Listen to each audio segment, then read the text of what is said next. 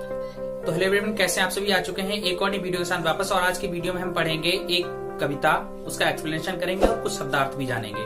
आज की कविता का नाम है वीर श्री रामधारी सिंह दिनकर जी के द्वारा लिखी हुई एक कविता है। इस कविता में हम मुसीबत में कैसे मुसीबतों का सामना करें, कैसे उस पर पार पाए, कैसी कठिनाइयां जीवन में आती रहती हैं, इन सारी बातों को लेकर ये कविता लिखी गई है।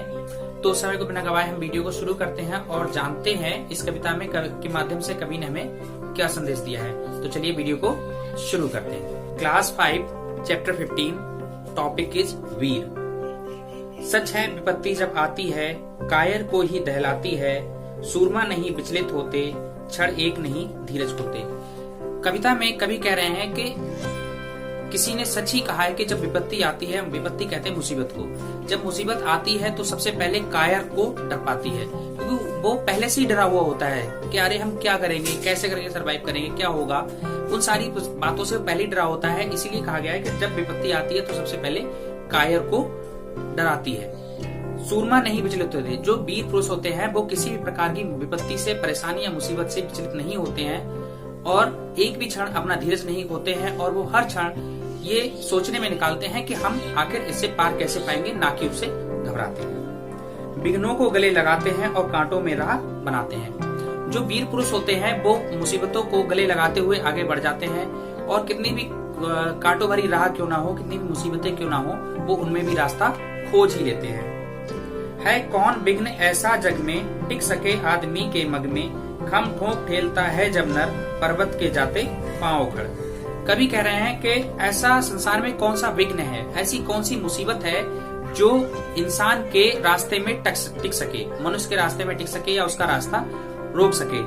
जब आदमी खम ठोक ठेलता है, जब आदमी अपनी दृढ़ता दिखाता है, अडिग हो जाता है अपने लक्ष्य को पाने के लिए, तो पर्वतों के भी पांव उखड़ जाते हैं, वो भी मनुष्य को रास्ता दे देते हैं और उसके मार्ग की सारी कठिनाइयों को हटा देते हैं। मानव जब जोर लगाता है पत्थर पानी बन जाता है।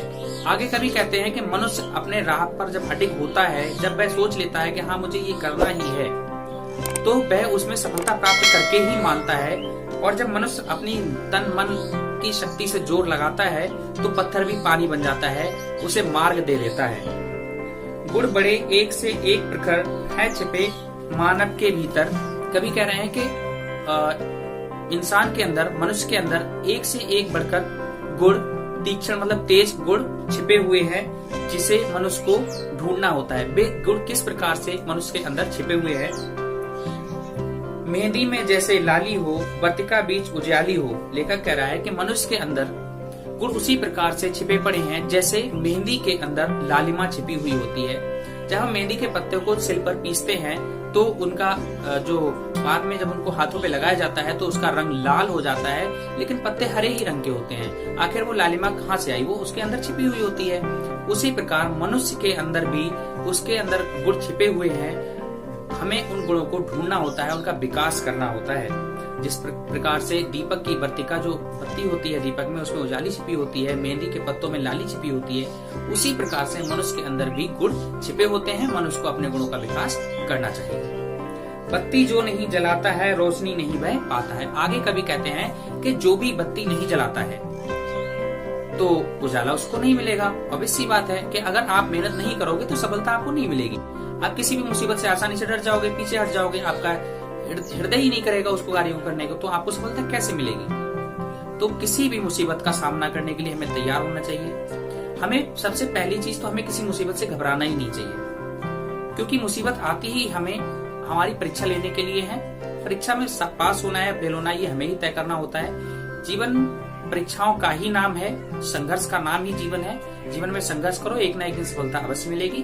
तो अगर आपको वीडियो अच्छी लगी तो आप इसे शेयर करें, चैनल को सब्सक्राइब करना बिल्कुल ना भूलें। आज के लिए इतना ही, फिर मिलते हैं किसी वीडियो में। जय हिंद, जय भारत।